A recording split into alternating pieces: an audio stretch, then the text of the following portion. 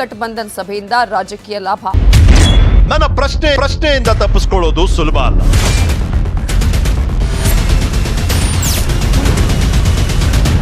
To the point. Welcome back. Babu sir, ನೀವು ಇವಾಗ BJP JDS ಏನು ಹೇಳಿದ್ದಾರೆ ಅದಕ್ಕೆ ಉತ್ತರ ಕೊಡ್ತೀರಿ. ಅದ್ರ ಜೊತೆ ನಂದೊಂದು ಪ್ರಶ್ನೆ. ಒಂದು ಜೂನಿಯರ್ ಪಾರ್ಟ್ನರ್ ಆಗಿರುವಂಥದ್ದು, ಇನ್ನೊಂದು ಪ್ರಾದೇಶಿಕ ಆದ್ಯತೆ ವರ್ಸಸ್ ರಾಷ್ಟ್ರೀಯ ಆಕಾಂಕ್ಷೆ ಅಕಾಮಿಡೇಟ್ ಮಾಡೋಂಥ ಚಾಲೆಂಜು. ಮತ್ತು ಆ ಚಾಲೆಂಜ್ ಬರೋದು ನಿಮ್ಮ ಮುಂದೆನೇ. ನೀವು ಹೇಳ್ಬೋದು ನಾವು ಆಯೋಜನೆ ಮಾಡ್ತಾ ಇಲ್ಲ, ನಾವು ಪ್ರೊಪೋನೆಂಟ್ಸ್ ಅಲ್ಲ, ನಾವಲ್ಲ ಇದನ್ನು ಪ್ರಸ್ತಾಪ ಮಾಡಿದ್ದು ಅಂತ. ಬಟ್ ಸ್ಟಿಲ್ ನಿಮ್ಮನ್ನು ಹಿರಿಯಣ್ಣ ಸ್ಥಾನದಲ್ಲಿ ನಿಲ್ಲಿಸುವಂಥವ್ರು ನಿಲ್ಲಿಸ್ತಾರೆ. ಪ್ಲೀಸ್. ನಿಮಗೆ ಶಿವಶಂಕರ್ ಬಹುತೇಕ ನಿಮ್ಮ ಪ್ರಶ್ನೆಗೆ ಉತ್ತರ ಕೊಟ್ಟರು. ನಮ್ಮದು ಬೀಯಿಂಗ್ ಎ ರೂಲಿಂಗ್ ಪಾರ್ಟಿ ಹಿಂದೆ ಇದ್ದಂಥದ್ದು UPA, ಯುನೈಟೆಡ್ ಪ್ರೋಗ್ರೆಸಿವ್ ಅಲಯನ್ಸ್ ಅಂತೇಳಿ ಇದ್ದಂಥದ್ದು. ಅದಾದಮೇಲೆ ಕೆಲವು ನಮ್ಮ ಪಾರ್ಟ್ನರ್ಸು ಸಹ ಆಚೆ ಹೋಗಿದ್ದಾರೆ, ಮತ್ತು ಹೊಸ ಪಾರ್ಟ್ನರ್ಸು ನಾವು ಎದುರು ನೋಡ್ತಾ ಇರ್ತಕ್ಕಂಥದ್ದು ಸಹಜ ಇದೆ, ಇಲ್ಲ ಅಂತ ಹೇಳೋದಿಲ್ಲ. ಆದರೆ ಪೊಲಿಟಿಕಲ್ ಪೋಲರೈಸೇಷನ್ ತಕ್ಕಂಥದ್ದು ಆಯಾ ಕಾಲಕ್ಕೆ ಆಯಾ ಸಂದರ್ಭಕ್ಕೆ ಎಲ್ಲ ಸಂದರ್ಭಗಳಲ್ಲೂ ಆಗಿರ್ತಕ್ಕಂಥದ್ದು. ಇವತ್ತು ಭಾರತೀಯ ಜನತಾ ಪಕ್ಷಕ್ಕೆ ವಿರುದ್ಧವಾಗಿರ್ತಕ್ಕಂಥದ್ದು ಕೆಲವು ಪಕ್ಷಗಳು ನಮ್ಮ ಕಾಂಗ್ರೆಸ್ಗೂ ವಿರುದ್ಧ ಇದ್ದರು. ನೀವು ನಿತೀಶ್ ಕುಮಾರ್ ಇರ್ಬೋದು, ಮಮತಾ ಬ್ಯಾನರ್ಜಿ ಇರ್ಬೋದು, ಅಥವಾ ಈಗ ದೆಹಲಿ ಮಟ್ಟಕ್ಕೆ ಆಪ್ಗೆ ಭಾಳ ಪ್ರತಿಸ್ಪರ್ಧೆ ಇರ್ತಕ್ಕಂಥದ್ದು ಕಾಂಗ್ರೆಸ್ಸೇ. ಈ ಥರದ್ದು ಸಹ ಇದೆ. ಇವೆಲ್ಲವನ್ನು ಬದಿಗಿರಿಸಿ ನೀವು ಏನಾಗಲೇ ವೋಟ್ ಶೇರಿಂಗ್ ಹೇಳಿದ್ರಿ, ಇವತ್ತಾಗಿರ್ತಕ್ಕಂಥ ಪೊಲಿಟಿಕಲ್ ಪೋಲರೈಸೇಷನ್, ಮತ್ತೆ ನಾನು ಪದ ಬಳಸ್ತೇನೆ, ರಾಷ್ಟ್ರದ ರಾಜಕೀಯ ಧ್ರುವೀಕರಣದ ಹಿನ್ನೆಲೆಯಲ್ಲಿ ಏನು ಐಡಿಯಾಲಜಿ ಮೇಲೆ ಭಾರತೀಯ ಜನತಾ ಪಕ್ಷಕ್ಕೆ ವಿರುದ್ಧವಾಗಿ ಎಲ್ಲ ಪಕ್ಷಗಳು ಮತ ವಿಭಜನೆ ಆಗಬಾರ್ದು, ಮತ ಕ್ರೋಢೀಕರಣ ಆಗಬೇಕು ಅನ್ನೋ ಕಾರಣಕ್ಕೆ ಇವತ್ತು ನಡೀತಾ ಇರ್ತಕ್ಕಂಥ ಒಂದು ಮಹಾಗಠಬಂಧನ್ ವಿಚಾರ. ನಾನು ಕಾಂಗ್ರೆಸ್ ಪಾರ್ಟಿ ಮಾಡಿದೆ, ಮತ್ತೊಂದು ಮಾಡಿದೆ, ಇವತ್ತಿನ ನೀಡ್ ಆಫ್ ದ ಅವರ್, ಇವತ್ತಿನ ರಾಜಕೀಯ ಸಂದರ್ಭಕ್ಕೆ ಅನುಗುಣವಾಗಿ ಇದೊಂದು ಪೊಲರೈಸೇಷನ್ನು. ನೀವು ಆಗಲೇ ಮಾತಾಡ್ತಾ ನನ್ನ ಸ್ನೇಹಿತರು ಹೇಳ್ತಾಯಿದ್ರು JDSನವರು, ಇತಿಹಾಸ ಗೊತ್ತಿರ್ತಕ್ಕಂಥವ್ರನ್ನ ತಿರುಗಿಸಿ ನೋಡಬೇಕು. ತೃತೀಯ ರಂಗ ಅಂತ ಹುಟ್ಟಾಕಿದೆ ದೇವೇಗೌಡರು. ಡಾಬಾಸ್ಪೇಟೆ ಹತ್ರ ಈಗ 2ನೇ ಪಾರ್ಲಿಮೆಂಟ್ ಚುನಾವಣೆಯಲ್ಲಿ ಎಲ್ಲ ಅಂದರೆ ಕಾಂಗ್ರೆಸ್ಸು BJPಯನ್ನು ಹೊರತುಪಡಿಸಿ ತೃತೀಯ ರಂಗ ಅದು. ಇವತ್ತು ನಡೀತಾ ಇರ್ತಕ್ಕಂಥದ್ದು ಕಾಂಗ್ರೆಸ್ ಮಹಾಗಠಬಂಧನ ಪರ್ಯಾಯ ರಂಗ ಅನ್ಬೇಕು. ಪರ್ಯಾಯ ರಂಗ ಇದು. ತೃತೀಯ ರಂಗ ಯಾವುದಂದ್ರೆ ಕಾಂಗ್ರೆಸ್ ಮಾಡಬೇಕಂತ ಮಾಡಿದ್ದು. ಎಕ್ಸಾಕ್ಟ್ಲಿ. ಸೊ ಅದನ್ನ ಪಾಪ ಮೊನ್ನೆ ಪಾರ್ಲಿಮೆಂಟ್ ಚುನಾವಣೆವರೆಗೂ ದೇವೇಗೌಡರು ಒಂದು ಪ್ರಯತ್ನ ಹಾಕಿದ್ರು, ತೃತೀಯ ರಂಗದ ಏನಾದ್ರು ಆದರೆ ನನಗೊಂದು ಅವಕಾಶ ಇದೆ ಅನ್ನೋ ಕಾರಣಕ್ಕೆ. ತಪ್ಪಲ್ಲ, ರಾಜಕಾರಣದಲ್ಲಿ ಅದೊಂದು ಪ್ರಯತ್ನ ಹಾಕಿ ನಿಜ. ಇವತ್ತಾಗಿರ್ತಕ್ಕಂಥ ಪೊಲಿಟಿಕಲ್ ಪೋಲರೈಸೇಷನ್ ಬೇರೆ. ಅಂದರೆ ಭಾರತೀಯ ಜನತಾ ಪಕ್ಷ NDAನಲ್ಲಿರ್ತಕ್ಕಂಥ ಕೆಲವು ಪಕ್ಷಗಳು ಒಳಗಡೆ ಇದ್ದಾವೆ, ಕೆಲವು ಆಚೆ ಬಂದಿದ್ದಾವೆ, ಬೇರೆ ಬೇರೆ ಆಗಿದೆ. ದೇಶದ ಮಟ್ಟದಲ್ಲಿ BJPಗೆ ಪರ್ಯಾಯವಾಗಿ ಇನ್ನೊಂದು ತೃತೀಯ ರಂಗ ಬೇಡ, ಪರ್ಯಾಯ ಒಂದು ವ್ಯವಸ್ಥೆ ಇರಬೇಕಂತೇಳಿ ಇವತ್ತು ಬೇರೆ ಬೇರೆ ರೀಜನಲ್ ಪಾರ್ಟಿಗಳು, ಅಫ್ಕೋರ್ಸ್ ಅಲ್ಲಿ ನವೀನ್ ಪಟ್ನಾಯಕ್ ಅದಕ್ಕೆ ಕೈ ಜೋಡಿಸಿಲ್ಲ, TRS ಕೈ ಜೋಡಿಸಿಲ್ಲ. ಈ ಥರದ ಕೆಲವು ವೈರುಧ್ಯಗಳ ನಡುವೆಯೂ ಸಹ ಒಂದು ಫೋರ್ಸ್ ಕ್ರಿಯೇಟ್ ಆಗಿದೆ. ಅದನ್ನು ಯಾರೂ ನಿರಾಕರಣೆ ಮಾಡೋದಕ್ಕೆ ಸಾಧ್ಯ ಇದೆ. ಇವತ್ತು ನನ್ನ ಸ್ನೇಹಿತರು ಆಗಲೇ ಹೇಳ್ತಾ ಇದ್ರು, BJP ಮಿತ್ರರು, ಹಂಗಾಯಿತು ಇಲ್ಲಿ ಹಿಂದೆ ನಡೆದಂಥ ಇದು ಬರೀ ಸಭೆಗೆ ಮಾತ್ರ ಸೀಮಿತ. ಅದಕ್ಕೆ ಪಾಯಿಂಟ್ಗೆ ಬರ್ತೀನಿ ನೋಡಿ. ಹಿಂದೆ ಆಗಿದ್ದಂಥದ್ದು ಆವತ್ತಿನ ಸಂದರ್ಭಕ್ಕೆ ಅನುಗುಣವಾಗಿತ್ತು. ಒಂದು ಪದ ಬಳಸಿದ್ರಿ, ಚುನಾವಣಾ ಪೂರ್ವ, ಚುನಾವಣೋತ್ತರ ಅಲಿಯನ್ಸ್ಗಳಲ್ಲಿ ಭಾರತೀಯ ಜನತಾ ಪಕ್ಷವನ್ನು ಆಚೆ ಇಡಬೇಕಂತ ನಡೆದಿರ್ತಕ್ಕಂಥ ಪ್ರಯತ್ನಗಳು ನಿಜ. ಬೇರೆ ಬೇರೆ ಕಾರಣಕ್ಕೆ ದೇವೇಗೌಡರು ಪ್ರೈಮ್ ಮಿನಿಸ್ಟರ್ ಆದಂಥ ಸಮಯದಲ್ಲಿ ಈಸ್ ನಾಟ್ JDS, ಜನತಾ ದಳ. ಎಷ್ಟು ಜನ ಪಾರ್ಲಿಮೆಂಟ್ ಗೆದ್ದಿದ್ದು? ಇಡೀ ದೇಶದಲ್ಲಿ ಗೆದ್ದಿದ್ದು 46-47. ಲಲ್ಲು ಪ್ರಸಾದ್ ಅವರೇ ವಾಸ್ತ ಪ್ರೆಸಿಡೆಂಟು. ಕರ್ನಾಟಕದಲ್ಲಿ ಗೆದ್ದಿದ್ದು 16. ಆವತ್ತಿನ ಸಂದರ್ಭಕ್ಕೆ ಸನ್ಮಾನ್ಯ ರಾಮಕೃಷ್ಣ ಹೆಗ್ಡೆರವರು ನನ್ನ ಪ್ರೈಮ್ ಮಿನಿಸ್ಟರ್ ಆಗಬೇಕಂತೇಳಿ ಅವರಾಗಲೇ ಕೋರ್ಟ್ ಹೊಲಿಸ್ಕೊಂಡು ಹೋದ್ರು, ಆಗಲಿಲ್ಲ. ಅದು ರಾಜಕೀಯದ ಬೇರೆ ಬೇರೆ. ಮತ್ತು ಇನ್ನೊಂದು ಸತ್ಯನೂ ಹೇಳಬೇಕಾಗತ್ತೆ, ಆವತ್ತಿನ ಕಾಲಘಟ್ಟಕ್ಕೆ NT ರಾಮರಾವ್ ಏನಾದ್ರು ಬದುಕಿದ್ದಿದ್ರೆ was no more the time. ದೇವೇಗೌಡಗೆಲ್ಲ ಅವಕಾಶ ಇದ್ದಿದ್ದು ಅವ್ರಿಗೆ. ಸೊ ಈ ಥರದ್ದು. ಮತ್ತು ಜ್ಯೋತಿ ಬಸು ಬೇಡ ಅಂತ ಹೇಳಿದ್ರು, ಇಲ್ಲಾಂದರೆ Jyoti Basu was the prime minister, ಅವ್ರ ಪಾರ್ಟಿ ಡಿಸೈಡೆಡ್ ಬೇಡ ನಮಗೆ ಅಂತೇಳಿ. ಈ ಥರದ್ದು. ಇವೆಲ್ಲದರ ಮಧ್ಯೆ ಭಾರತೀಯ ಜನತಾ ಪಕ್ಷದ ಒಂದು ಇತಿಹಾಸ ನೋಡಬೇಕಾಗತ್ತೆ. ಕರ್ನಾಟಕದಲ್ಲಿ ಶಿವಶಂಕರ್ ಅವರು ಸೀನಿಯರ್ ಜರ್ನಲಿಸ್ಟ್ ಇದ್ದಾರೆ, ಅವರು ರಿಕಾಲ್ ಮಾಡ್ಕೋಬೇಕು. ಲೋಕಶಕ್ತಿ ಅಂತ ಒಂದು ಪಾರ್ಟಿ ಇತ್ತು, ಏನಾಯ್ತು ಇವತ್ತು? ಯಾರ್ಯಾರು ಭಾರತೀಯ ಜನತಾ ಪಕ್ಷದ ಸಹವಾಸ ಮಾಡಿದರೆ ಆ ಪಾರ್ಟಿಗಳು ಗುರ್ತೇ ಇಲ್ಲ, ಹಂಗೋಗಿದ್ದಾವೆ. ಅದು ನಾಟ್ ಓನ್ಲಿ ಕರ್ನಾಟಕ, ನೀವು ಭಾಳಷ್ಟು. ಇವತ್ತು ಲೋಕದಳ, ಅಕಾಲಿ ದಳ ಏನಾಯಿತು? ಪಂಜಾಬ್ನಲ್ಲಿ ಯಾರ್ಯಾರು ಆ ಪಕ್ಷದ ಸಹವಾಸ ಮಾಡಿದ್ರು, TDPನ ಚೆನ್ನಾಗಿ ಉಪಯೋಗಿಸ್ಕೊಂಡ್ರು, ಸಂದರ್ಭ ಬಂದಾಗ ಕಿಕ್ಔಟ್ ಮಾಡಿದ್ರು. ಈ ಥರದ ಏನಾದ್ರು ಒಂದು ಕಾಯಿಲೆ ಇದ್ದರೆ ಅದು BJPಯವರಿಗೆ, ಅವ್ರ ಜೊತೆ ಬಂದಂಥ ಪಕ್ಷಗಳನ್ನ ಮುಗಿಸಿರ್ತಕ್ಕಂಥದ್ದು. ಮತ್ತು ಭಾಳ ಪ್ರಮುಖವಾಗಿ ಇವತ್ತೇನು ಕರ್ನಾಟಕದಲ್ಲಿ ಚರ್ಚೆ ಆಗ್ತಾಯಿದೆ, ಕುಮಾರಸ್ವಾಮಿರವರು ಹೊಂದಾಣಿಕೆ ಮಾಡ್ಕೋಬೇಕಾ, BJP ಜೊತೆ ವಿಲೀನ ಮಾಡಬೇಕನ್ನೋ ಚರ್ಚೆ ಆಗೋಂಥ ಸಂದರ್ಭದಲ್ಲಿ ದೇವೇಗೌಡರು ಕೊಟ್ಟಿರ್ತಕ್ಕಂಥ ಸಲಹೆ ನಮಗೆ ಬಂದಿರತಕ್ಕಂಥ ಮಾಹಿತಿ, ಅದು ನಿಜನೋ ಸುಳ್ಳೋ JDS ಅಷ್ಟು ಕ್ಲಾರಿಫೈ.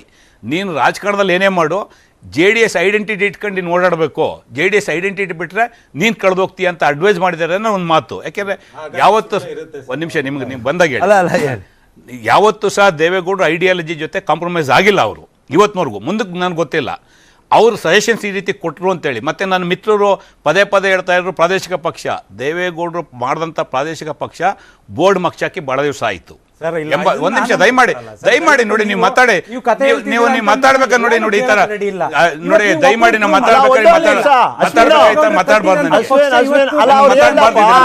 ಯಾಕೆ ಪ್ರಾದೇಶಿಕ ಪಕ್ಷ ಅಂತ ನೀವ್ ಹೇಳಿರಂತೆ ಮುಗಿಸ್ತಾರಿ ಬಾಬು ಸರ್ ಹೇಳ್ತಿದ್ದಾರೆ ಅಂದಂಗೆ ಎಲ್ಲಾನು ಒಪ್ಕೊಳ್ಳಬೇಡಿಯಪ್ಪ. ಅದಕ್ಕೆ ಉಲ್ಟಾ ಹೇಳ್ತಿರಲ್ಲ ನೀವು. ಹೇಳಿರಂತೆ ಒಂದ್ ನಿಮಿಷ ಇರಿ. ದೇವೇಗೌಡರು ಕುಮಾರಣ್ಣ ತುಂಬಾ ಶಕ್ತಿಯುತವಾಗಿ ನಡ್ಸ್ಕೊಂಡು ಅಲ್ಲಪ್ಪ, ಅವ್ರು ಹೇಳೋದನ್ನ ನೀವು ಒಪ್ಪಿ ಅಂತಲ್ಲ ನಿಮ್ಮನ್ನ ಕೂರಿಸಿರೋದು ಅಶ್ವಿನ್. ಅವರು ಇಲ್ಲಿ ನೀವು ಒಪ್ಪಿ ಅಂತೆಲ್ಲ ಕೂರಿಸಿರೋದು. ಅವ್ರು ಹೇಳೋದು ಹೇಳ್ತಾರೆ, ನೀವು ಅದಕ್ಕೆ ಹೇಳಿರಂತೆ ಬಾಬು ಸರ್. 1989ರಲ್ಲಿ ದೇವೇಗೌಡರು ಮಾಡಿದಂತಹ ಪ್ರಾದೇಶಿಕ ಪಕ್ಷ ಸಮಾಜವಾದಿ ಜನತಾ ಪಕ್ಷ, ಚಿಹ್ನೆ ಗುದ್ದಲಿ ಹಿಡಿದ ರೈತ. ಆ ಪಕ್ಷದಿಂದ ಎಷ್ಟು MLAಗಳು ಗೆದ್ರು ಏನಾಯಿತು ಅದು ಇತಿಹಾಸ. JDS ಅಂತ ಹುಟ್ಟಿದ್ದೆ 99ನಲ್ಲಿ. ಹಾಗಾಗಿ it is not A regional party. ಇವತ್ತು ಸಹ JDSನವರು ಕೇರಳದಲ್ಲಿ ಒಬ್ಬರು ಸಚಿವರಿದ್ದಾರೆ. ಅವರು ನ್ಯಾಷನಲ್ ರಿಜಿಸ್ಟರ್ಡ್ ಪಾರ್ಟಿ, ರೆಕಗ್ನಿಷನ್ ಸಿಕ್ಕಿಲ್ಲ election commission, but it is A national party. ಅವರೇ ರಾಷ್ಟ್ರೀಯ ಅಧ್ಯಕ್ಷರಿದ್ದಾರೆ. ಆ ಚರ್ಚೆಗೆ ಹೋಗಲ್ಲ, ಇಶ್ಯೂ ಡೈವರ್ಟ್ ಆಗೋದು ಬೇಡ. ಇವತ್ತು ಭಾರತೀಯ ಜನತಾ ಪಕ್ಷ ಇವ್ರು ಇಷ್ಟೆಲ್ಲ ಚರ್ಚೆ ಮಾಡಿ ದೇಶದ ರಾಜಕಾರಣ ಎಲ್ಲ ಮಾತಾಡ್ತಾರೆ. ಏನು ಪರಿಸ್ಥಿತಿಗೆ ಬಂದು ನಿಂತಿದ್ದಾರೆ ಇವತ್ತು. ಸೋಮಣ್ಣವರು ವಿ ಸೋಮಣ್ಣವರು ಏನು ಸ್ಟೇಟ್ಮೆಂಟ್ ಕೊಟ್ಟರು, ನನ್ನೇನಾದ್ರು ಪಾರ್ಟಿ ಪ್ರೆಸಿಡೆಂಟ್ ಮಾಡಿದ್ರೆ ಪಾರ್ಟಿ ಬಿಡ್ತೀನಿ ಅಂದರೆ, ಇವತ್ತಿನವರೆಗೂ ಪಾರ್ಟಿ ಪ್ರೆಸಿಡೆಂಟು ಚುನಾವಣೆಯ ಸೋಲಿನ ನಂತರವೂ ಸಹ ಕಟೀಲ್ರವರು ರಾಜೀನಾಮೆ ಕೊಡ್ತೀವಿ ಅಂತಾರೆ. ಅವ್ರನ್ನ ಇವತ್ತಿನವರೆಗೂ ಯಾರು ಅಧ್ಯಕ್ಷರು ಅಂತೇಳಿ ಮಾಡೋಕ್ಕಾಗಿಲ್ಲ. ಸೋಮಣ್ಣ ಹೇಳ್ತಾರೆ ಇವತ್ತು ನಾನು ಅಧ್ಯಕ್ಷಗಿರಿ ಕೊಡಿದ್ರೆ ಬಿಟ್ಟು ಹೋಗ್ತೀನಿ ಅಂತೇಳಿ. ಇವತ್ತು ವಿರೋಧ ಪಕ್ಷದ ಈ ಕರ್ನಾಟಕದ ಇತಿಹಾಸದಲ್ಲಿ ಬಹುಶಃ ಇಷ್ಟೊಂದು ದುಸ್ಥಿತಿ ಯಾವತ್ತೂ ಸಹ ಯಾವುದೇ ರಾಜಕೀಯ ಪಕ್ಷಕ್ಕೆ ಬಂದಿರಲಿಲ್ಲ. ಒಂದ್ಸಲ ಕಾಂಗ್ರೆಸ್ 24ಕ್ಕಿಂತ ಕಡಿಮೆ ಸೀಟ್ ಬಂದಿತ್ತು, ಅಲ್ಲ ಸಾರಿ ಜನತಾದಳಕ್ಕೆ 176 ವೀರೇಂದ್ರ ಪಾಟೀಲ್ ಇದ್ದಾಗ. ಬಟ್ ಚಂದ್ರೇಗೌಡರನ್ನ ಆಪೋಸಿಷನ್ ಲೀಡರ್ ಮಾಡೋರು. ಇವತ್ತು ಅವರು 65 ಸೀಟ್ ಇಟ್ಕೊಂಡು ಆಪೋಸಿಷನ್ ಲೀಡರ್ ಮಾಡೋಕ್ಕಾಗದೇ ಇರತಕ್ಕಂಥ ಪರಿಸ್ಥಿತಿಗೆ BJP ಕರ್ನಾಟಕದಲ್ಲಿ ಬಂದು ನಿಂತಿದೆ. ಇವರು ದೇಶದ ರಾಜಕಾರಣ ಮಾತಾಡೋಕ್ಕೆ ಏನು ನೈತಿಕ ಶಕ್ತಿ? ಅಲ್ಲ, ನಾನು ಕೇಳಿದ್ದು ಪ್ರಶ್ನೆ ನೋಡಿ, ನಿಮ್ಮ ಪಕ್ಷದ ಲೋಕಸಭೆಯಲ್ಲಿನ ನಾಯಕರಾದಂಥ ಅಧೀರ್ ರಂಜನ್ ಚೌಧರಿ ಅವರು ಹೇಳ್ತಾರೆ chief minister of Bengal is a thief. ಕಳ್ರು ಮಮತಾ ಬ್ಯಾನರ್ಜಿ ಕಳ್ಳಿ ಅಂತಾರ ಅವರು. ನೀವು ಅವ್ರ ಜೊತೆ ಮೈತ್ರಿ ಮಾಡ್ಕೊತೀರಿ? ಐ ಆಮ್ ಸಾರಿ, ನಾನು ನಮ್ಮ ಚೌಧರಿರವ್ರು ಹೇಳಿರ್ತಕ್ಕಂಥ ಸ್ಟೇಟ್ಮೆಂಟ್ ಇಲ್ಲ ಅಂತ ನಾನು ಹೇಳಲ್ಲ. He made the statement it is very clear. And that after the first meeting, ನೀವು ಪಾಟ್ನಾ ಮೀಟಿಂಗ್ ಆದ್ಮೇಲೆ ಹೇಳಿರೋದು. ಇಲ್ಲ ಒಂದು ನಿಮಿಷ. ಇವತ್ತು TRS ಏನಕ್ಕೆ ಈ ಮಹಾಗಠಬಂಧನಕ್ಕೆ ಬರಲಿಲ್ಲ? ತೆಲಂಗಾಣದಲ್ಲಿ we are the main opposition to the TRS. ಆ ಕಾರಣಕ್ಕೆ ಅವ್ರು ಬಂದಿಲ್ಲ. ಈ ತರದ ವೈರುಧ್ಯಗಳು ಕೆಲವು ಕಡೆ ಇದೆ. ಅದಕ್ಕೆ ನಾನು ಕೇಳಿದೆ ಸರ್, ಪ್ರಾದೇಶಿಕ ಆದ್ಯತೆ ವರ್ಸಸ್ ರಾಷ್ಟ್ರೀಯ ಆಕಾಂಕ್ಷೆ. ಅದರಲ್ಲಿ ಏನಾಗುತ್ತೆ ಅಂದ್ರೆ ಕಾಂಗ್ರೆಸ್ ತನ್ನ ರಾಜ್ಯ ಮಟ್ಟದ ಸ್ಥಳೀಯ ಪ್ರಭಾವವನ್ನ ಕಳ್ಕೊಳ್ಳೋದಕ್ಕೆ ಸಿದ್ಧ ಇರಬೇಕು. ಇಲ್ಲ ನಿಮ್ಗೆ ಒಂದು ನಿಮಿಷ, ನಿಮ್ಮ ಪ್ರಶ್ನೆ ಸರಿ ಇದೆ. ನೀವು ಒಬ್ಬ ಪತ್ರಕರ್ತರಾಗಿ ನೀವು ಕೇಳ್ತಾ ಇರ್ತಕ್ಕಂಥ ಪ್ರಶ್ನೆ ಸರಿ ಇದೆ. ದಯಮಾಡಿ ಒಂದು ಅರ್ಥ ಮಾಡ್ಕೊಳ್ಳಿ. ಚೌಧರಿ ಅವರು ಹೇಳಿದ್ದ ಸ್ಟೇಟ್ಮೆಂಟ್ ಇಲ್ಲ ಅಂತ ನಾನು ಹೇಳಲ್ಲ. ಅದನ್ನ ಇಟ್ಕೊಂಡೇ ನಾನು ಮಾತಾಡ್ತಾ ಇದ್ದೀನಿ. ಇವತ್ತೇನು ನಡೀತಾ ಇದೆ ಮೀಟಿಂಗ್, 2ನೇ meeting, it is not the final. ಈ ಥರದ ಏನು ವ್ಯತ್ಯಾಸಗಳಿದೆ ನಮಗಿಂತ we are having several so much time. ಅದನ್ನು ಸಾಲ್ವ್ ಮಾಡ್ಕೊಳ್ಳೋಕೆ ಅವಕಾಶಗಳಿದೆ. ಏನು ವೆಸ್ಟ್ ಬೆಂಗಾಲಲ್ಲಿ ಏನು ಮಾಡಬೇಕು, ತೆಲಂಗಾಣದಲ್ಲಿ ಏನು ಮಾಡಬೇಕು, ದೆಹಲಿನಲ್ಲಿ ಏನು ಮಾಡಬೇಕು, ನಮಗೆ TRSಗೆ ಏನು ವ್ಯತ್ಯಾಸ ಇದೆ, ನಮಗೆ ಆಪ್ಗೆ ಏನು ವ್ಯತ್ಯಾಸ ಇದೆ, ಬಿಹಾರದಲ್ಲಿ ಏನು ಮಾಡಬೇಕು, ತಮಿಳ್ನಾಡಲ್ಲಿ ಏನು ಮಾಡಬೇಕು, ಕೇರಳದಲ್ಲಿ ಏನು ಮಾಡಬೇಕು, ಈ ಥರದ್ದು. ಈಗ ಕಮ್ಯುನಿಸ್ಟ್ ಪಾರ್ಟಿ ನಮ್ಮ ಜೊತೆ ಇದೆ. ಕೇರಳದಲ್ಲಿ ಕಮ್ಯುನಿಸ್ಟ್ ಗೌರ್ಮೆಂಟ್ಗೆ ಎಗನೆಸ್ಟ್ ಯಾರು? LDF, you are the opponent. Correct. So ಹಾಗಾಗಿ ಈ ಥರದಕ್ಕೆಲ್ಲ ಮುಂದಿನ ದಿನಗಳಲ್ಲಿ ಖಂಡಿತ ಉತ್ತರವನ್ನು ಕೊಡ್ತೇವೆ. ನಾನು ಈ ವ್ಯತ್ಯಾಸಗಳಿಲ್ಲ ಅನ್ನೋ ಮಾತನ್ನು, ಆತ್ಮವಂಚನೆಯ ಮಾತನ್ನು ಕಾಂಗ್ರೆಸ್ ಪಕ್ಷದ ಪರವಾಗಿ ನಾನು ಹೇಳೋದಕ್ಕೆ ತಯಾರಿ ಇಲ್ಲ. ಈ ವ್ಯತ್ಯಾಸಗಳನ್ನ ಸರಿಪಡಿಸೋದಕ್ಕೆ ಈ ಮೀಟಿಂಗ್ ಆಗ್ತಾ ಇರ್ತಕ್ಕಂಥ ನೋ ಇಂಥವ್ರು ನಿನ್ನ 4-5 ಸಭೆ ಆಗುತ್ತೆ. ಅಲ್ಲ, ಇಲ್ಲಿ ನಮಗೆ ಕಾಣ್ತಿರೋ ಹಂಗೆ ರಮೇಶ್ ಬಾಬು ಅವ್ರು ಹೇಳ್ಬೇಕು 5 ಸವಾಲಿದೆ ಸರ್. ಇಲ್ಲಿ ನಮ್ಮ ಕಣ್ಣಿಗೆ ಕಾಣ್ತಿರೋ ಹಂಗೆ ಒಂದು 5 ಅಂತ ಇಟ್ಕೋಬಹುದು. ಒಂದು ನಾಯಕತ್ವ, ಇನ್ನೊಂದು ಸೀಟ್ ಶೇರಿಂಗು, ಜನರಲ್ ವಿಶ್ವಾಸ ಮೂಡಿಸ್ಬೇಕು. ಈ ರೇನ್ಬೋ ಅಲಯನ್ಸ್ ಅಂತಾರಲ್ಲ ಸರ್, ಇದನ್ನ ಬಹು ಬಣ್ಣದ ಬಹು ಪಕ್ಷಗಳ ಒಂದು ಮೈತ್ರಿ ಸ್ಥಿರತೆಯನ್ನು ಹೊಂದಿರೋದಿಲ್ಲ. ಜನಪರ ಕಾರ್ಯಕ್ರಮ ಮಾಡಬೇಕು, ಆದರೆ ಅವ್ರದ್ದೇ ಆದಂಥ ಪೊಲಿಟಿಕಲ್ ಒತ್ತಾಯಗಳಿರ್ತವೆ. They are under political pressure. ಇದೆಲ್ಲದರ ನಡುವೆ ಒಳ್ಳೆ ಆಡಳಿತ ಕೊಡಬೇಕು. ರಮೇಶ್ ಬಾಬು ಅವರು, ನಿಮಗೆ ವಕೀಲರು ಕೂಡ ಇದ್ದೀರಿ ನೀವು, ನಿಮ್ಮ ಹಿನ್ನೆಲೆ ನನಗೆ ಗೊತ್ತಿರೋದ್ರಿಂದ ಹೇಳ್ತೀನಿ, your intention should not be to defeat the BJP but to give the country a stable government and good administration. ನಾನು ನಿಮ್ಮ ಮಾತನ್ನು ಸ್ವೀಕಾರ ಮಾಡ್ತೀನಿ. ಪ್ರಜಾಪ್ರಭುತ್ವದ ವ್ಯವಸ್ಥೆಯಲ್ಲಿ ಚುನಾವಣೆಯ ನಂತರ ಯಾರು ನಾಯಕರಾಗ್ತಾರೆ, ನಾಯಕನ ಚರಿಷ್ಮಾ ಏನಿರುತ್ತೆ, ಅವ್ರ ನಾಯಕತ್ವದ ಮೇಲೆ ಯಾಕೆ ಸರ್ಕಾರ ಇರುತ್ತೆ ಅನ್ನೋದು ಬಹಳ ಪ್ರಮುಖ ಆಗುತ್ತೆ. Absolutely. At the same time ನೀವು ಕೊಡೋಂಥ ಆಡಳಿತನೂ ಭಾಳ ಪ್ರಮುಖ. Absolutely. So at the same time ನಾವು ಫೆಡರಲ್ ವ್ಯವಸ್ಥೆನಲ್ಲಿ, ಒಕ್ಕೂಟ ವ್ಯವಸ್ಥೆನಲ್ಲಿ ಇರೋದ್ರಿಂದ ಎಲ್ಲರನ್ನೂ ಒಟ್ಟಿಗೆ ತಗೊಂಡು ಹೋಗೋಂಥ ಒಂದು ಪರಿಸ್ಥಿತಿನೂ ನಿರ್ಮಾಣ ಆಗುತ್ತೆ. ಅದಕ್ಕೆ ನಿಮಗೆ ಒಂದು ಸಣ್ಣ ಉದಾಹರಣೆ ಕೊಡ್ತೀನಿ. ಇದು ನಾನೇನು ಕ್ರಿಯೇಟ್ ಮಾಡಿರ್ತಕ್ಕಂಥದ್ದಲ್ಲ, ನಮ್ಮ ಭಾರತದ ಭಾರತದಲ್ಲಿ ಹಲವಾರು ಸಂದರ್ಭಗಳಲ್ಲಿ ಚರ್ಚೆ ಆಗಿರ್ತಕ್ಕಂಥದ್ದು. ಏನು, ನೆಹರು ನಂತರ ಯಾರು ಪ್ರಶ್ನೆ ಭಾಳಷ್ಟು ಚರ್ಚೆ ಆಯಿತು. ಸೊ ಲಾಲ್ ಬಹದ್ದೂರ್ ಶಾಸ್ತ್ರಿ ಬಂದರು, ಅದಾಯಿತು. ಇಂದಿರಾ ಗಾಂಧಿ ಬಂದರು, ಇಂದಿರಾ ಗಾಂಧಿ ನಂತರ ಯಾರು, ಇದು ಚರ್ಚೆ ಆಯಿತು. ಸನ್ಮಾನ್ಯ ದೇವೇಗೌಡರು ಪ್ರೈಮ್ ಮಿನಿಸ್ಟರ್ ಆದಾಗ ಅವ್ರ ತಾಯಿ ಕೇಳಿದ್ರಂತೆ, ಏನಾಗಿದೆಯಪ್ಪ ನೀನು ಅಂತೇಳಿ. ಅವ್ರ ಪ್ರೈಮ್ ಮಿನಿಸ್ಟರ್ ಅಂದರೆ ಅವ್ರ ತಾಯಿಗೆ ಅರ್ಥ ಆಗಲಿಲ್ವಂತೆ. ಅವ್ರು ಹೇಳಿದ್ರಂತ ಅವ್ರ ತಾಯಿಗೆ, ಇಂದಿರಾ ಗಾಂಧಿ ಕೂತ್ಕೊತಿದ್ರಲ್ಲ, ಆ ಚೇರಲ್ಲಿ ಕೂತ್ಕೊಂಡಿದ್ದೀನಿ ಅಂತ. ಅಂದರೆ ಬ್ಯೂಟಿ ಆಫ್ ದ ಡೆಮಾಕ್ರಸಿ. ನಾವು ಮನಮೋಹನ್ ಸಿಂಗ್ ಈ ದೇಶದ ಪ್ರಧಾನ ಆಗ್ತದೆ ಅಂತ ಯಾರು ಎಕ್ಸ್ಪೆಕ್ಟ್ ಮಾಡಿದ್ರಾ? ಗುಜರಾಲ್ ಈ ದೇಶದ ಪ್ರಧಾನಮಂತ್ರಿ ಆಗ್ತಂತ ಯಾರು ರೆಸ್ಪೆಕ್ಟ್ ಮಾಡಿದ್ರಾ? C, it is the beauty of the democracy. ಆಯಾ ಸಂದರ್ಭಕ್ಕೆ ಆಯಾ ನಾಯಕನ, ಇಡೀ ದೇಶದಲ್ಲಿ ಏನಿತ್ತು ವಾಜಪೇಯಿ ನಂತರ LK ಆದ್ವಾನಿ ಪ್ರಧಾನ ಆಗ್ತಾರೆ ಅಂತೇಳಿ, ಆದರೆ LK ಆದ್ವಾನಿ ಆಗಲಿಲ್ಲ, ಮೋದಿ ಬಂದರು. ಈಗ ಒಂದು ಪ್ರಶ್ನೆ, ಮೋದಿ ಆದಮೇಲೆ ಏನು ಅಂತೇಳಿ. ಅದು it is the beauty of the democracy. ಸ್ವಾಭಾವಿಕವಾಗಿ ಅದು ಬರುತ್ತೆ. ಬಿಜೆಪಿಲೇ ಜಾಗನೂ ಬರುತ್ತೆ, ಅದನ್ನ ತುಂಬೋರು ಬರ್ತಾರೆ. ನೀವು ಬಿಜೆಪಿಲೇ ಬರ್ತಾರೋ, ಇನ್ನೊಂದು ಪಕ್ಷದಲ್ಲಿ ಬರ್ತಾರೋ, ಅದು ಆ ಡೆಮಾಕ್ರಸಿಯ ಬ್ಯೂಟಿ. ನಾನು ಅದನ್ನ ನಮ್ಮವರೇ ಆಗ್ತಾರೆ, ಇವರೇ ಆಗ್ಬಿಡ್ತಾರೆ, ಖರ್ಗೆರವರೇ ಪ್ರೈಮ್ ಮಿನಿಸ್ಟರ್ ಆಗ್ತಾರೆ, ಅದನ್ನ ಹೇಳಕ್ ಹೋಗಿದ್ದಿಲ್ಲ. ಆಯಾ ಸಂದರ್ಭಕ್ಕೆ ಅನುಗುಣವಾಗಿ ಅವಕಾಶಗಳು ಸಿಗ್ತವೆ. ನೀವು UPA ಮನಮೋಹನ್ ಸಿಂಗ್ ಭಾಳ ಜನ ಹೇಳ್ತಾ ಇದ್ರು, no is not a elected member, ಅವ್ರೇನು ಸರ್ಕಾರಕ್ಕೆ ಕೊಡ್ತಾರೆ ಅಂತೇಳಿ. 2ನೇ ಟರ್ಮ್ದು ನಾನು ಮಾತಾಡಕ್ಕೆ ಹೋಗಲ್ಲ. UPA ಫಸ್ಟ್ ಗೌರ್ಮೆಂಟ್ ಯಾರು ಕೈ ತೋರ್ಸೋಕೆ ಅವಕಾಶ ಇದೆಯಾ? BJP has appreciated Manmohan Singh ಕೊಟ್ಟಂಥ ಆಡಳಿತವನ್ನು. ಆವತ್ತಿನ ಸಂದರ್ಭಕ್ಕೆ ಎಲ್ಲರೂ ಅಕ್ಸೆಪ್ಟ್ ಮಾಡ್ಕೊಂಡ್ರು. ಅವ್ರು ಕೊಟ್ಟಂಥ ಫೈನಾನ್ಷಿಯಲ್ ಕಾರ್ಯಕ್ರಮಗಳೇ ಇವತ್ತು ಈ ದೇಶದಲ್ಲಿ ಒಳ್ಳೆ ಈಲ್ಡ್ ಕೊಡ್ತಾ ಇರ್ತಕ್ಕಂಥದ್ದು, ಒಳ್ಳೆ ಫುಡ್ ಕೊಡ್ತಾ ಇರ್ತಕ್ಕಂಥದ್ದು. ಹಾಗಾಗಿ ಡೆಮಾಕ್ರಸಿನಲ್ಲಿ ಇದೊಂದು ಬ್ಯೂಟಿ. ಆಯಾ ಸಂದರ್ಭಕ್ಕೆ ಅನುಗುಣವಾಗಿ ಭಾಳ ಜನ ಬರ್ತಾರೆ. ನಿಮ್ಗೆ ಇನ್ನೊಂದು ಕರ್ನಾಟಕದ ಉದಾಹರಣೆ ಕೊಡ್ತೀನಿ. ನಮ್ಮ ಪೊಲಿಟಿಕಲ್ ಡಿಫ್ರೆನ್ಸ್ ಏನೇ ಇರಲಿ, ನಾನು ಬೇರೆ ಟೀಕೆ ಮಾಡೋಕ್ಕೆ ಹೋಗಲ್ಲ. 2006ರಲ್ಲಿ ಕುಮಾರಸ್ವಾಮಿ BJP ಜೊತೆಲಿ ಹೋಗಿದ್ದು ಸರಿನೋ ತಪ್ಪೋ, BJPನಲ್ಲಿ ಬಾಗಿಲು ತೆಗೆದ್ರು ದಕ್ಷಿಣ ಭಾರತ, ಅವೆಲ್ಲ ಚರ್ಚೆ ಒಂದು ಕಡೆ. ಆವತ್ತಿನ ಗೌರ್ಮೆಂಟ್ ಯಾರು ಟೀಕೆ ಮಾಡ್ತಾರೆ ಕುಮಾರಸ್ವಾಮಿ ಕೊಟ್ಟಂಥ 20 ತಿಂಗಳು ಗೌರ್ಮೆಂಟ್ನ? Whatever it may be, has given good governance. ಯಾರು ಕುಮಾರಸ್ವಾಮಿ CM ಆಗ್ತಂತ ಗೊತ್ತಿತ್ತಾ? ಎಲೆಕ್ಷನ್ ಮುಂಚೆ ಪ್ರೊಜೆಕ್ಟ್ ಆಗಿದ್ರಾ? ಅದು ಈ ಡೆಮಾಕ್ರಸಿಯ ಬ್ಯೂಟಿ. ಆಯಾ ಸಂದರ್ಭಕ್ಕೆ ಯಾರಿಗೆ ಅವಕಾಶ ಸಿಗುತ್ತೆ, ಯಾರು ಬರ್ತಾರೆ, ಯಾರು ಎಸ್ಟಾಬ್ಲಿಷ್ ಆಗ್ತಾರೆ, ಚರ್ಚೆ ಆಗುತ್ತೆ. ಅಲ್ಲ, ಪ್ರಾದೇಶಿಕತೆ ಅನ್ನೋದು ಕೂಡ ಈ ಡೆಮಾಕ್ರಸಿಯ ಬ್ಯೂಟಿಯ ಒಂದು ಪ್ರಮುಖ ಅಂಶ. ಅದಕ್ಕೆ ಕೇಳಿದೆ ಸರ್, ಇಲ್ಲಿ ಒಂದೇ ಮುಗಿಸ್ಬಿಡ್ತೇವೆ, ಒಂದೇ ಲೈನು. ಒಕ್ಕೂಟ ವ್ಯವಸ್ಥೆಯ ಒಂದು ಅದು beauty. At the same time ನಾನು ಕರ್ನಾಟಕದವನಿಗೆ ನನಗೊಂದು ಆಸೆ ಇದೆ, ಎಲ್ಲ ಕ್ವಾಲಿಟಿ ಇರ್ತಕ್ಕಂಥ ಖರ್ಗೆರವ್ರು ಯಾಕೆ ಪ್ರಧಾನಮಂತ್ರಿ ಆಗಬಾರ್ದು ಅಂತ. ಅಫ್ಕೋರ್ಸ್ ಆಗ್ಬೋದು. ಅದಕ್ಕೆ ನಾವು ಹೇಳ್ತಾ ಇರೋದು, ಅದನ್ನ ನೀವು ಎಸ್ಟಾಬ್ಲಿಷ್ ಮಾಡಬೇಕಲ್ಲ ಕ್ಲಿಯರ್ ಆಗಿ. ನಾನು ಹೇಳೋಂಥದ್ದು ಅವಕಾಶಗಳು ನಾವು ಹಿಂಗೆ ಅಂತ ಹೇಳಕ್ ಬರಲ್ಲ. ರಾಜಕಾರಣದಲ್ಲಿ ಏನು ಬೇಕಾದ್ರೂ ಆಗ್ಬೋದು. ಸೊ ನಾಳೆ ಇವೆಲ್ಲ ಬಂದು no is the deserve candidate, ಅವ್ರನ್ನ ಆಯ್ಕೆ ಮಾಡ್ಕೊಂಡು ಸಂದರ್ಭನೂ ಬರ್ಬೋದು. ಇದು it is the beauty of the democracy. Right sir. ಪ್ರಾದೇಶಿಕ ಪಕ್ಷಗಳ ಆದ್ಯತೆ versus the grand old party of Indian ಪೊಲಿಟಿಕ್ಸಿನ ಅನಿವಾರ್ಯತೆ. ಆದ್ಯತೆ ವರ್ಸಸ್ ಅನಿವಾರ್ಯತೆ, ಪ್ಲೀಸ್. ಇಲ್ಲಿ ಆದ್ಯತೆ ಮತ್ತು ಅನಿವಾರ್ಯತೆ ಅಂತ ಬಂದಾಗ ಈ ಜೆ ಡಿ ಎಸ್ ಏನು ಯೋಚನೆ ಮಾಡ್ತಾ ಇದೆ ಅಂದರೆ, ಇಲ್ಲಿ ನೋಡಿ, ಈ ನೀವು ಒಂದು ಸರಿಯಾದ ಪ್ರಶ್ನೆನೇ ಕೇಳಿದ್ರಿ. ಇದಕ್ಕೆ ಒಂದು ಎಕ್ಸಾಂಪಲ್ ತಗೊಳ್ತೀನಿ ನಾನು. ಒಂದು ರಾಷ್ಟ್ರೀಯ ಪಕ್ಷದ ಆದ್ಯತೆ ಅಥವಾ ಅನಿವಾರ್ಯತೆ ಅಂದರೆ BJP ತಗೊಳ್ಳೋಣ ಅದನ್ನ, ಆಯಿತು. ಆಮೇಲೆ ಇದು ಪ್ರಾದೇಶಿಕ ಪಕ್ಷದ ಆದ್ಯತೆ, ಅದು JDS ತಗೊಳ್ಳೋಣ. ಈಗ ಇದೇ JDS ಕಾಂಗ್ರೆಸ್ ಜೊತೆ ಅಲಯನ್ಸ್ ಮಾಡಿಕೊಂಡು 2019ನಲ್ಲಿ ಇಬ್ಬರು ಕೈ ಸುಟ್ಕೊಂಡ್ರು. ಇಬ್ಬರು ಒಂದೊಂದು ಇದೇನು ಸೀಟಿಗೆ ಇಳಿದ್ರು, ಕಾಂಗ್ರೆಸ್ ಮತ್ತು JDS. ಅವಾಗೇನಾಯಿತು, ಈ ಅಲಯನ್ಸ್ ಮೈತ್ರಿಕೂಟದಿಂದನೇ ನಮ್ಮಿಬ್ಬರಿಗೂ ನಷ್ಟ ಆಗಿದೆ ಅನ್ನೋದು ಅವ್ರು ಹೇಳಿದ್ರು. ಈಗಲೂ ಅವ್ರಿಗೆ ಗೊತ್ತಿದೆ. ಆಗಿದ್ರೂ ಈಗ JDS is absorbing with the BJP. It is seen to have been absorbing. ಅಂದರೆ ಇವ್ರು ಯಾರಾದರೂ ಇಲ್ಲ ಇನ್ನೂ ಇಲ್ಲ ಅಂತ ಹೇಳ್ಬೋದು. ಯಾಕಂದರೆ ಇವತ್ತಿನ ಮೀಟಿಂಗ್ಗೆ JDS ಹೋಗದೆ ನಾಳೆ NDA ಹೋಗ್ತಾ ಇಲ್ಲ. ಬಟ್ ಏನಂದರೆ there is some negotiation is going on ಅಂತ ನಮಗೆ ರಿಪೋರ್ಟ್ಸ್ ಇರೋದು. ಇದು ಯಾಕೆ ಅಂತ ಬಂದಾಗ BJP ಕಾಂಗ್ರೆಸ್ ಅಂದರೆ ಕರ್ನಾಟಕದ ಒಂದು ಪರ್ಸ್ಪೆಕ್ಟಿವ್ನಲ್ಲಿ ಹೇಳೋದಾದರೆ, ಕರ್ನಾಟಕದ ಪರಿಸ್ಥಿತಿನಲ್ಲಿ ಅವರು 2019ರಲ್ಲಿ 28ಕ್ಕೆ 25 ಸೀಟ್ ಗೆದ್ದರು. ಅದು ಒಂದು ರೀತಿಯಲ್ಲಿ ಅವರ ಮಟ್ಟಕ್ಕೆ ಅದು ಪೀಕ್. ಈಗ ಅದು ಅಲ್ಲಿ ಅಂಥ ಒಂದು ಒಳ್ಳೆ ಪರ್ಫಾರ್ಮೆನ್ಸ್ ಕೊಟ್ಟಂಥವರು ಇವತ್ತು ಸವಾಲನ್ನು ಎದುರಿಸ್ತಾ ಇದ್ದಾರೆ ಕರ್ನಾಟಕದಲ್ಲಿ. ಅದೇ ರೀತಿ ರಾಷ್ಟ್ರ ಮಟ್ಟದಲ್ಲೂ ಅಷ್ಟೇ 303 ಅವರು ಏಕತ್ರವಾಗಿ ಒಂದೇ ಪಾರ್ಟಿ 303 ಸಿಂಗಲ್ ಪಾರ್ಟಿಗೆ 303 ಸೀಟನ್ನು ಗೆಲ್ತು. ಅವಾಗ NDA ಅನ್ನೋದು ಇರಲೆವೆಂಟ್ ಆಯಿತು. ಈಗ ಬಂದಿರೋ ಸಮಸ್ಯೆ ಏನಂದರೆ, ಈ 25 ಸೀಟ್ಗಳ ಪೈಕಿ ಅಟ್ಲೀಸ್ಟ್ ನಮಗೆ ಬರ್ತಾ ಇರೋಂಥ ವರದಿಗಳ ಪ್ರಕಾರ 12ರಿಂದ 13 ಸೀಟ್ಗಳಿಗೆ ಅವರಿಗೆ ಈಗ ಹೊಸ ಮುಖಗಳನ್ನು ಹುಡ್ಕುವಂಥ ಅಲ್ಲೊಂದು ಅನಿವಾರ್ಯತೆ. ಪರಿಸ್ಥಿತಿ ಬಂದಿದೆ. ಈಗ ಇವಾಗ ಫಾರ್ ಎಕ್ಸಾಂಪಲ್ ಚಾಮರಾಜನಗರದಲ್ಲಿ ಶ್ರೀನಿವಾಸ್ ಪ್ರಸಾದ್ ಅವರು ನಿಲ್ಲಲ್ಲ ಅಂತ ಹೇಳಿದ್ದಾರೆ. ಆಮೇಲೆ ಇದು ನಮ್ಮ ಕಾರವಾರದಲ್ಲಿ, ಉತ್ತರ ಕನ್ನಡದಲ್ಲಿ ನಮ್ಮ ಅನಂತ್ ಕುಮಾರ್ ಅವರು ಹೇಳ್ಬಿಟ್ಟಿದ್ದಾರೆ ನಾವು ಮಾಡೋದಿಲ್ಲ ಅಂತ.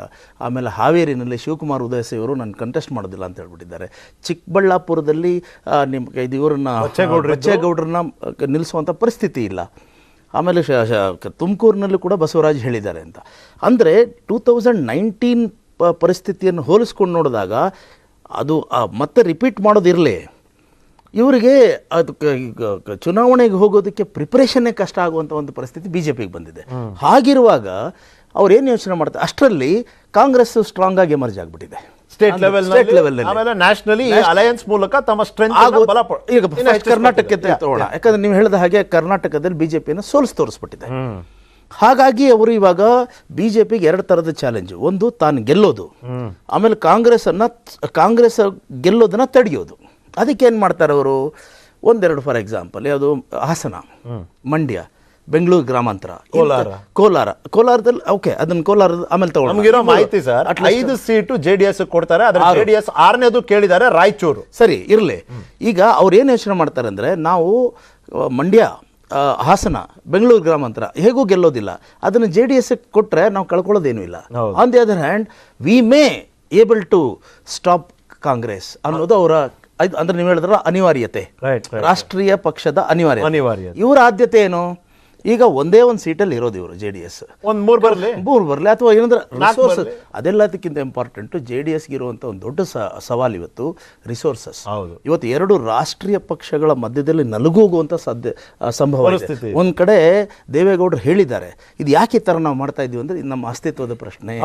ಅವರು ನಾವು ಸರ್ವೈವಲ್ ಪ್ರಶ್ನೆ ಇದು ನಾವು ಉಳಿಸ್ಕೋಬೇಕಾಗಿದ್ದು. ಅವರಿಗೆ ಸರ್ವೈವಲ್ ಪ್ರಶ್ನೆಗೆ ಬೇಕಾಗಿರೋದು ಬಹಳ ಮುಖ್ಯವಾಗಿ, ನೀವು ಒಪ್ಪಿ ಬಿಡಿ, ಅದು ರಿಸೋರ್ಸಸ್ ಬೇಕು. So can we piggy back on BJP? ಇವಾಗ ಫಾರ್ ಎಕ್ಸಾಂಪಲ್ ಅವರು ಹಾಸನ ಹೇಗೂ ಗೆಲ್ತಾರೆ, ಮಂಡ್ಯ ಗೆಲ್ಬಹುದು, ಬೆಂಗಳೂರು ಗ್ರಾಮಾಂತರ ಗೆಲ್ಬೋದು, ಆಮೇಲೆ ಅವಕಾಶ ಕೊಟ್ಟರೆ ತುಮಕೂರು ಗೆಲ್ಬೋದು. ಫಾರ್ ಎಕ್ಸಾಂಪಲ್ ಯಾಕೆ ತುಮಕೂರು ಅವರ ಬಾರ್ಗೆ ಏನು ಮಾಡ್ತಾ ಇದ್ದಾರೆ ಅಂದರೆ, ಈ ಪರ್ಟಿಕ್ಯುಲರ್ ಅಸೆಂಬ್ಲಿನಲ್ಲಿ ಎಲೆಕ್ಷನ್ನಲ್ಲಿ ಅವರು ವೋಟ್ಸೇ ಜಾಸ್ತಿ ಬಂದಿದೆ. ಆಮೇಲೆ ಕೋಲಾರ್ನಲ್ಲಿ ಈಗ BJPಗೆ 2019ನಲ್ಲಿ ಆ ವೇವ್ನಲ್ಲಿ ಗೆದ್ದಂತಹ ಒಂದು ಪರಿಸ್ಥಿತಿ ಇವಾಗ ಇಲ್ಲದೆ ಇರಬಹುದು. ಮುನಿಸ್ವಾಮಿ ಅವ್ರು ಮತ್ತೆ ಗೆಲ್ತಾರ ಅನ್ನೋದ್ರ ಅನುಮಾನ ಇದೆ. ಆದ್ರೆ on the other hand JDS ಕೋಲಾರಲ್ಲಿ ಸ್ಟ್ರಾಂಗ್ ಇದೆ. ಸೊ ಚಾಮರಾಜನಗರದಲ್ಲಿ BJPಗೆ ಕ್ಯಾಂಡಿಡೇಟ್ ಸಿಗದೆ ಹೋಗ್ಬೋದು.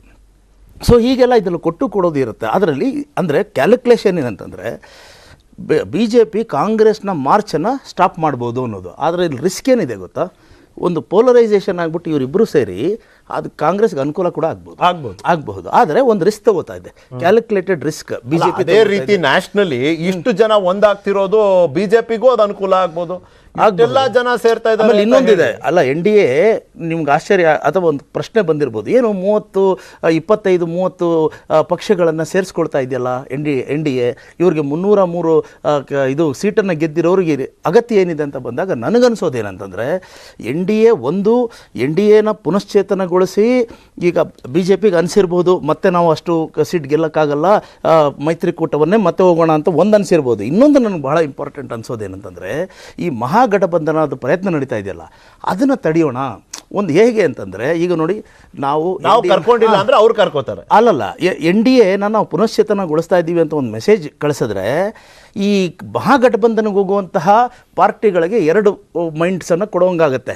ಅರೆ ಕಾಂಗ್ರೆಸ್ ಜೊತೆ ಹೋಗ್ತೀವಿ ನಾವು, BJP ಗೆಲ್ಲತ್ತಲ್ಲ ಅದ್ರ ಜೊತೆ ಹೋದರೆ ಹೇಗೆ? ಈಗ JDSನೇ ತಗೊಳ್ಳಿ, ಅವರು JDSಗೆ actually naturally would have been Congress. ಅವ್ರು ಹೇಳ್ಬೋದು, ಕಾಂಗ್ರೆಸ್ಗೆ ನಾವು ಇಲ್ಲಿ ಸ್ಥಳೀಯವಾಗಿ ಅವ್ರ ಕಾರ್ಯಕರ್ತರು ಬೀದಿ ಮೇಲೆ ಹೋರಾಟ ಮಾಡಿರ್ತಾರೆ, ಸೇಮ್ ಮತ ಬುಟ್ಟಿ ಒಂದಾಗ್ಬಿಟ್ರೆ ಹೆಂಗೆ? ಮೈತ್ರಿಕೂಟ ಅಂದ್ರೆ ಹೇಗೆ ಅಂದ್ರೆ, ಈಗ ನಾವು ಹೇಳ್ತೀವಲ್ಲ ಯೂನಿಟಿ ಇನ್ ಡೈವರ್ಸಿಟಿ, ಗೊತ್ತಾಯ್ತು? ಅದರಲ್ಲಿ ಅದ್ರ ಮಾಡಬೇಕು. ಈಗ ಅಲ್ಲ, ನೀವು ಕಾಂಗ್ರೆಸ್ ಅಥವಾ BJP ಅಂತ ಬಂದಾಗ JDS ಅವ್ರು ಏನು ಹೇಳ್ತಾರೆ, ಇಲ್ಲಲ್ಲ ಕಾಂಗ್ರೆಸ್ಸು ನಮಗೆ ಇದರಲ್ಲಿ ಕರ್ನಾಟಕದಲ್ಲಿ ರೈವಲ್ ಅನ್ನೋದಾದರೆ, BJPನೂ ರೈವಲ್ಲೇ ತಾನೇ. ಹಾಗಾದ್ರೆ ಕಾಂಗ್ರೆಸ್ ಬಿಟ್ಟು ಬಿಜೆಪಿಗೆ ಯಾಕೆ ಹೋಗ್ತಾ ಇದ್ದೀರಾ ಅಂದ್ರೆ ಬಟ್ ದ ವೋಟಿಂಗ್ ಪ್ಯಾಟರ್ನ್ ಮತ್ತೆ ಆ ವೋಟ್ ಟಾರ್ಗೆಟ್ ಪಾಪ್ಯುಲೇಷನ್ ಟಾರ್ಗೆಟ್ ಗ್ರೂಪ್ಗಳಿದೆಯಲ್ಲ ಅದು JDS ಕಾಂಗ್ರೆಸ್ ಓವರ್ಲ್ಯಾಪ್ ಜಾಸ್ತಿ ಆಗುತ್ತೆ. ಅಂದ್ರೂ ಅದೌದು ಒಕ್ಕಲಿಗ ಲ್ಯಾಂಡ್ ಅಲ್ಲಿ ಮಾತ್ರ ಹಾ. ಅಲ್ಲ ಇಲ್ಲಿ ನಾನು ಏನು ಹೇಳಕ್ ಹೊರಟಿದ್ದೀನಿ ಅಂದ್ರೆ NDAದು ಒಂದು ಗ್ಯಾಂಬಿಟ್ NDAದು ಗೇಮ್ ಪ್ಲಾನ್ ಏನಿರಬಹುದು ಅಂದ್ರೆ NDAನ ಪುನಶ್ಚೇತನಗೊಳಿಸ್ತಾ ಇದ್ದೀವಿ ಅನ್ನುವಂಥ ಒಂದು ಮೆಸೇಜನ್ನು ಕಳಿಸೋದ್ರ ಮೂಲಕ ಈ ಪಾರ್ಟ್ನರ್ಸ್ ಅಂದರೆ ಹೊಸ ಪಾರ್ಟ್ನರ್ಸ್ ಇದೆಯಲ್ಲ ಅಂದರೆ ಯಾವುದು ಮಹಾಗಠಬಂಧನ್ ಆ ಪಾರ್ಟ್ನರ್ಸ್ ಅಲ್ಲಿ ಒಂದು ಕನ್ಫ್ಯೂಷನ್ ಕ್ರಿಯೇಟ್ ಮಾಡ್ಬೋದಲ್ಲ. ಅಂದರೆ ಅದಕ್ಕೇನೆ ಇವಾಗ 23 ಪಾರ್ಟಿಗಳಲ್ಲಿ ಹೋಗ್ತಾ ಇವೆ. 23 ಪಾರ್ಟಿಗಳಲ್ಲಿ ಬೇಕಾಗಿಲ್ಲ. ಅಂದ್ರೆ JDS ಕೂಡ ನಾನು ಎಕ್ಸಾಂಪಲ್ ನಾನು ಹೇಳ್ತಾರೆ JDSಗೆ 2 ಮೈಂಡ್ಸ್ ಬರೋದಕ್ಕೆ ಕಾರಣ NDA ಅಲಯನ್ಸ್ ಇರೋದ್ರಿಂದ.